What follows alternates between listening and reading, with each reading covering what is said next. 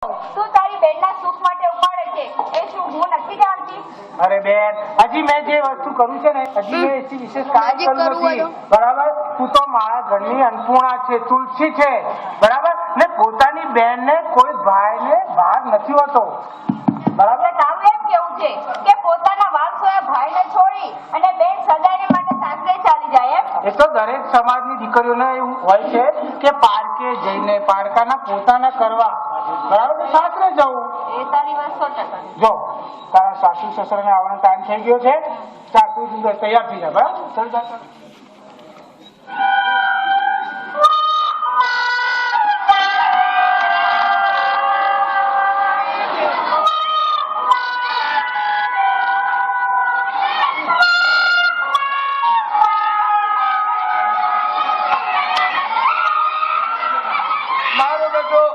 મારું બેટું કોઈ ગામ છે. ગાડીમાંથી ઉતરી અને પ્લેટફોર્મ ઉપર પગ મૂક્યો તો સ્ટેશન માસ્ટર કે ખા જમાઈરાજ કઈ ગાડીમાં આવ્યા? મેં કીધું અલા ઝંડો બતાડી વિસલ તે મારી સામો સવાલ કરે કઈ ગાડીમાં આવ્યા? ત્યાંથી નીકળી અને ઘોડા ગાડીમાં પગ દીધો તો ઘોડા ગાડી વાળો કે વાવા જમાઈરાજ આજ તો બહુ તાજા માજા થઈને આવ્યા છે. મેં કીધું કેમ, ઘોડા ગાડીને જોડવાનો વિચાર નથી ને? ત્યાંથી નીકળીને ગલીના નાકા ઉપર આવ્યો તો 60 વર્ષના ડોશીમાં કે કા જમાઈરાજ હવે ઘોડે કેદી કરવું છે? પગલે લે. મેં કીધું મારી હવે પડવાનો વારો આવ્યો ત્યારે ચડવાની ક્યાં વાતો કરો? બહુ ખરાબ ગામ.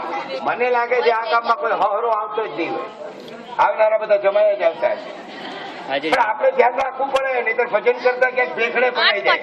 પણ મારા બેન બનેલી મારી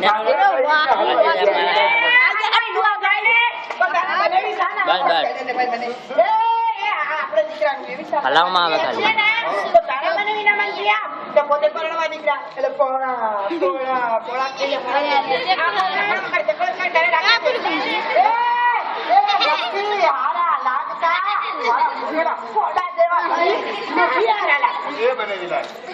મારી બેને તમને શું કીધું? ફૂટી જણા કોંડા. આ બૈરાવને એના ઘણી ફૂટેલા કોડા જેવા જ લાગતા હોય છે, પણ એમને ખબર નથી કે આ ફૂટેલા કોડા છે ત્યારે 45,000 નો મોબાઈલ છે બેટા, ક્લિયર. આપણને શાબાશી નહીં આપવાની, કારણ કે મારી બેન એટલે હિટલરની ડુપ્લિકેટ કોપી. તમારા પછી મારો વારો. 45,000 ખર્ચા. રેખાબાઓ નીરુભાઈ ઘરમાં કોઈ છે કે નહીં?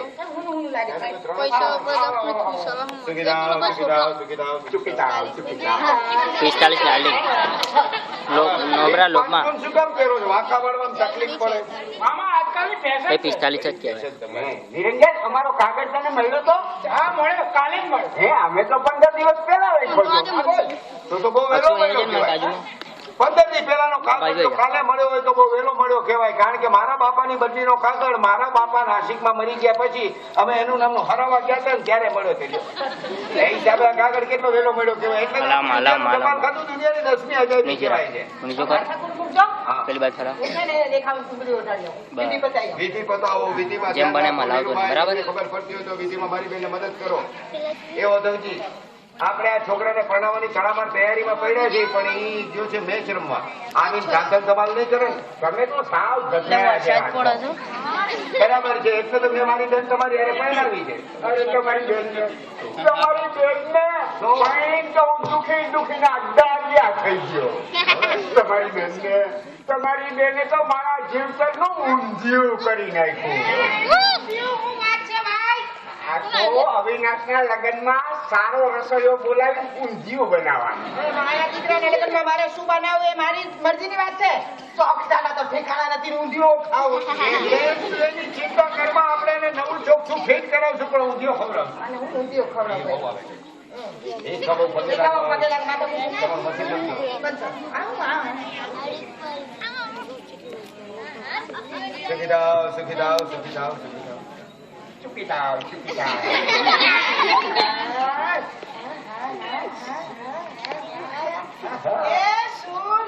મારા દીકરાની બહુ છે. દીકરાની બહુ તો રૂપાળી હોય. લક્ષ્મી છે તો સેફ ડિપોઝિટ વોલ્ટમાં મૂકી દેજે. આહા. ઉંમર છે યાર. હા જો નિરંજન આ રેખા નાની હતી ને દોડીને મારા ખોરામાં બેસી જતી. એ નાના છોકરાને ખબર ન પડે ને ક્યાં બેસવું ક્યાં નહીં ગમે ત્યાં બેસી જાય. પણ હવે એ આશા ન રાખતા, મોટી થઈ ગઈ. હા રેખાના પિતાજીએ અને મેં અવિનાશને રેખાના લગ્નનું વચન આપ્યું. દેવ મીઠો અને આપણા વચ્ચેથી એને ઉપાડી ચાલુ કરજો. વરસાદ તો એકદમ મોબાઈલ થી કંટાળી કેટલો આનંદ આવશે. જો હાલી નીકળ્યા. તો આવો સીટી નીકળવું હોય ને મોબાઈલ જ ના રાખો. રોટલા રોવા બેઠા. તો કેમેરો તો બહુ મજા આવે. આગળ જો ને ક્યાં લે પકડ ફળો પકડ બે મારા બેનના લગ્ન થઈ જાય એ કાંઠે વળાવે એટલે મારી જવાબદારી બરાબર છે. મારી બેન એટલે જવાબદારીની મોનોપોલી. બંધ કરી દે. લાડ